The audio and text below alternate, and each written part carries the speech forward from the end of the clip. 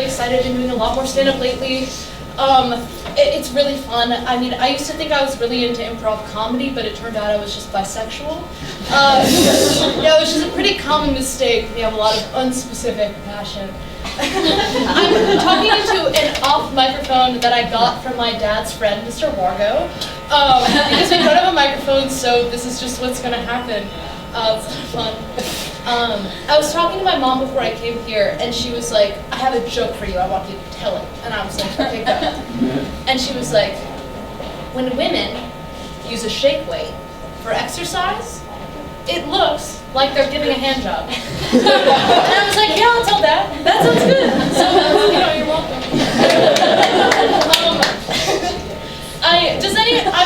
Does anybody here smoke weed at parties? Yeah. Ow! Yes, okay, cool.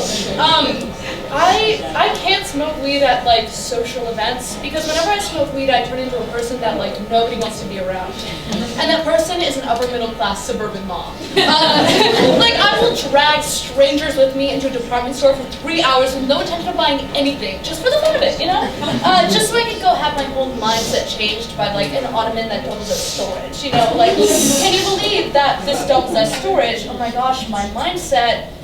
Can't judge a book. Or I'll get high and act like an upper middle class suburban mom and say things that are like controversial, but like that you can kind of take at face value. Like, well, boys will be boys. But it's because like time has slowed to a snail's pace, and I don't think we'll grow into adults. Do you know what I mean? Or like, well, I just think that we should consider both sides. But it's because I'm like buttering a piece of toast incorrectly and getting butter all over my hands, like it's a big problem. Or I'll text you with my pointer finger exclusively and be like, Brian Williams is back and handsome as ever. I think that sex is a sin. Guys, clap if you think sex is a sin. Guys, when I say, is sex a sin, you say, oh, yes, yes, yes, sex is a sin. Ready? Oh. Guys, is sex a sin? Oh, yes, yes, yes. I got a haircut recently. I got a haircut because I wanted to look like if Rachel Maddow went to Brown instead of Stanford. You know the type. But one of the reasons I got a haircut was because I wanted to look like a little bit gayer, like a lot of people would look at me and assume that I was a straight woman, which I never understood. Like people would look at me and assume that I would kiss guys who love The Office, like fucking ridiculous, Or that I would ask a person with synesthesia what color my voice sounded like, and like it doesn't have to be like blue, but it has to be like blue, like how blue is blue, Yeah. So I have all my jokes written on the back of this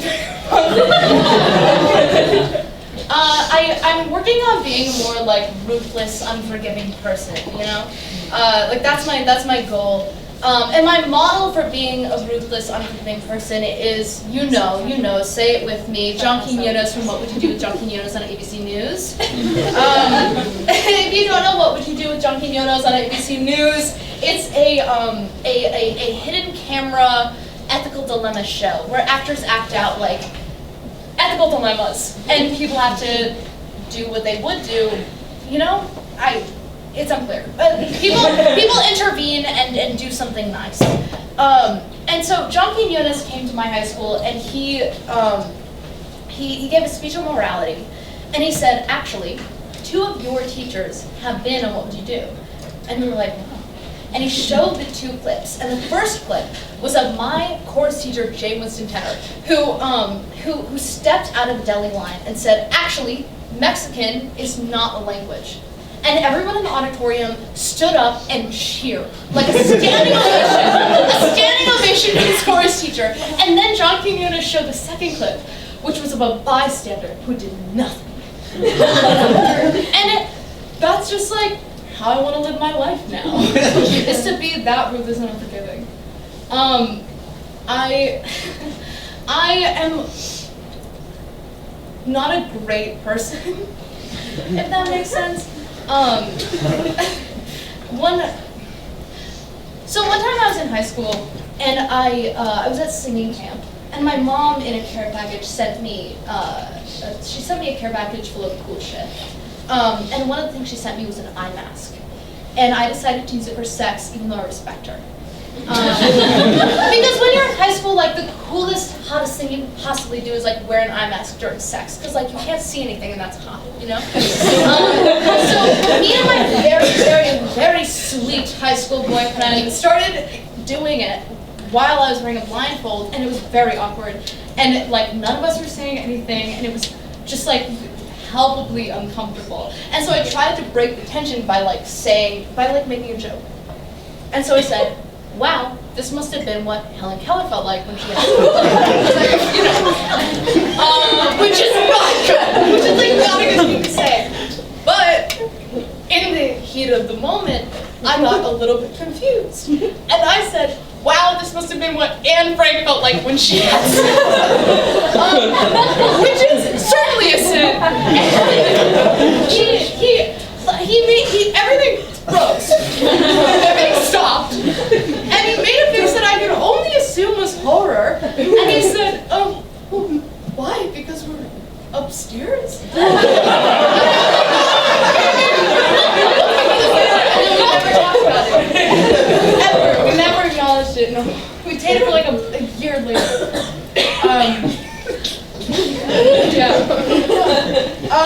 I don't mean to be like up on a soapbox or anything, but I'm the kind of girl that a lot of guys like want to have sex with, not so much by looks, but because of my personality. Because my personality only has 2 nipples. For the people in the room who are active listeners, I do have a 3rd nipple.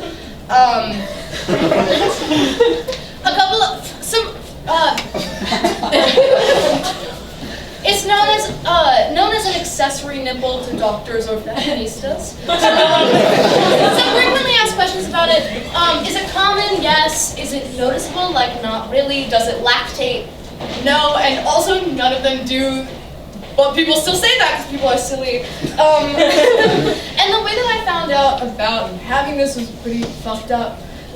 See, when I was in high school, the big thing in high school was having a, the big thing in high school, it's not on. The big thing in high school was like having a big cup size, and I didn't necessarily, and it's like hard not having a big cup size when you're in middle school. Oh.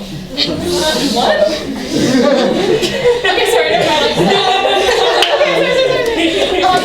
And because in middle school was a lot of like, oh shit, I have this dumb idiot sternum that keeps my ribs together but keeps Michael James from asking me to like the Del Barton semi-formal dance, you know? And so I went on the forums online and I found this Thai massage technique that said that if you rub your breasts with canola oil twice a day for 3 months, that you grow cup size. And I was like, yeah, that sounds like it makes sense. And so every single morning and every single night, I would take a morning shower, take a night shower, and I would sneak downstairs to our pantry, and I would take what should have been used for popcorn, and I put it in a little Dixie cup that we used for mouthwash. And I would sneak back up, and I did the deed. And it totally worked. 100% worked. I became a C cup. And here I am today. But then I started getting this pain under my left breast, and I went to the doctor, and the doctor was like, you have a liquid cyst. And I was like, fuck, that sucks. And he was like, it's completely harmless, like, don't worry about it. But these things are usually caused by, like, excessive friction to the area. Have you been doing anything that would cause excessive friction to the area? And I was like, no. And it still hurts to this day. And then the doctor was like, also, you have a 3rd nipple. And I was like, this is a lot for one singular day. Yeah. As a last little thing, I just want to say that middle school is hard. Middle school is very hard. And I stand in solidarity with every other girl who is very frumpy and would go into Abercrombie & Fitch with her hot friend, her hot Hot when you think as a 14-year-old, like your fellow 14-year-old is hot, not me who's the noun. I stand with every frumpy girl whose hot friend got offered a job in Abercrombie and Fitch just because she looked cool. And that's what I leave you with. Thank you guys.